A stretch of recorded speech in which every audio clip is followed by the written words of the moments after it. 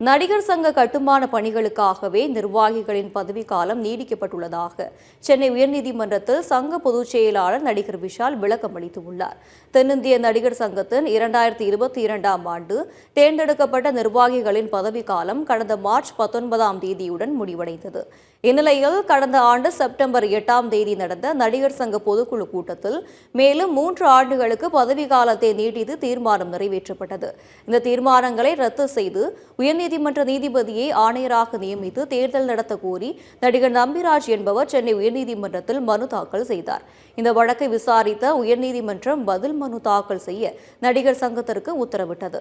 இந்த வழக்கில் தென்னிந்திய நடிகர் சங்கத்தின் பொதுச் செயலாளர் நடிகர் விஷால் சார்பில் பதில் மனு தாக்கல் செய்யப்பட்டது.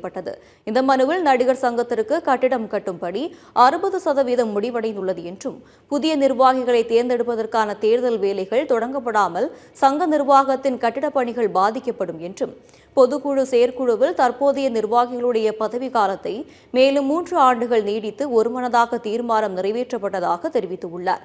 இந்நிலையில் இந்த வழக்கு விசாரணை வரும் 9ஆம் தேதிக்கு ஒத்திவைக்கப்பட்டுள்ளது.